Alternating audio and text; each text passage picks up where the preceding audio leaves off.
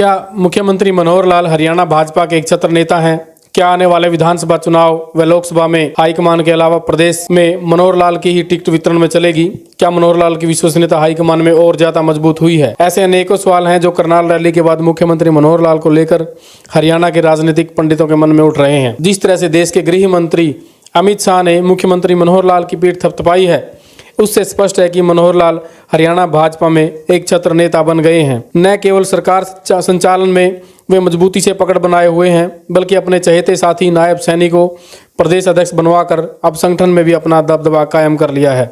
हरियाणा की राजनीति पिछले 50 सालों से 3 लालों देवीलाल, बंसीलाल व भजनलाल के इर्द गिर्द ही घूमती रही है। ऐसे में 2014 में हरियाणा की चुनावी राजनीति में चौथे लाल की एंट्री हुई थी। मनोहर लाल आरएसएस की पृष्ठभूमि से विधानसभा चुनाव 2014 में सक्रिय राजनीति में आए थे। इससे पूर्व वे बेशक प्रांतीय संगठन मंत्री थे, लेकिन सक्रिय राजनीति से दूर ही रहे। पहले ही चुनाव में विधायक बने और केंद्र संगठन में अपनी मजबूत पकड़ के बूते सीधा हरियाणा के मुख्यमंत्री बने। मुख्यमंत्री बनने के बाद वर्ष 2016 में जाट आरक्षण आंदोलन में हरियाणा में हुए उपद्रव में उनकी खूब आलोचना हुई और उस समय उनकी आंखों में आए आंसुओं को लेकर लोगों ने उन्हें कमजोर मुख्यमंत्री की संज्ञा दी थी। इसके बावजूद हाईकमान का उन पर आशीर्वाद बना रहा। उन्होंने हरियाणा एक, हरियाणवी एक का नारा देकर तमाम आलोचनाओं के बीच विधानसभा चुनाव लड़ा। यह भी उल्लेखनीय है कि दूसरी बार 2019 के चुनाव में उनके 75 पार के नारे को हरियाणा की जनता ने नकार दिया था और पार्टी बहुमत हासिल नहीं कर पाई और 40 सीटों पर ही सिमट गई थी। इसके बावजूद मनोहर लाल ने हाईकमान के आशीर्वाद से न केवल निर्दलीय विधायकों बल्कि चुनाव में उन्हें यमुना पार भेजने का नारा देने वाले दुष्यंत चौटाला के साथ मिलकर सरकार बनाई और तमाम अड़चनों के बीच मजबूती से 4 साल से हरियाणा में सरकार चला रहे हैं। कई मामलों में मुख्यमंत्री दृढ़ फैसले भी लेने से नहीं चूकते। विधायक, मंत्री, यहाँ तक कि कई बार गृह मंत्री अनिल विज तक की नाराजगी के बावजूद वे अपने फैसलों से टस से मस नहीं होते।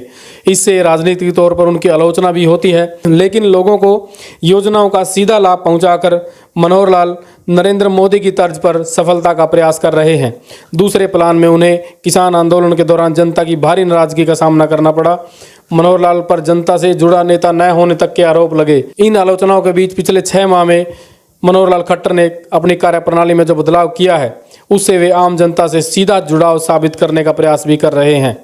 3 माह से वे हर शनिवार को किसी एक योजना के लाभार्थियों से सीधी बात करते हैं, जनसंवाद कार्यक्रम कर रहे हैं, अपने मंत्रियों सांसदों से भी जनसंवाद करवा रहे हैं।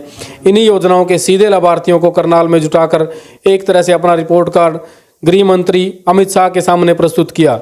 अमित शाह ने भी मुख्यमंत्री की जमकर सराहना की और कहा कि भ्रष्टाचार, नौकरियों में धांधली व कानून व्यवस्था को मनोहर लाल ने हंसते हंसते ठीक कर दिया, जिसका जनता को पता तक नहीं चला। हरियाणा की जनता मनोहर लाल व उनकी नीतियों को कितना पसंद कर रही है, यह तो आने वाले विधानसभा चुनाव व कुछ हद तक लोकसभा चुनाव में भी स्पष्ट हो ही जाएगा। लेकिन फिलहाल हरियाणा भाजपा में मनोहर लाल एक मजबूत एवं एक छत्र नेता बन गए हैं। न केवल सत्ता बल्कि संगठन में भी उनकी एक तरफा चलती हुई नजर आ रही है। वे इस पकड़ का भाजपा को कितना फ़ायदा दिलवाएंगे, इसके लिए हमें चुनाव तक इंतजार करना होगा। फिलहाल इस वीडियो को ज़्यादा से ज़्यादा शेयर करें ताकि ज़्यादा से ज़्यादा लोगों तक यह बात पहुंच सके।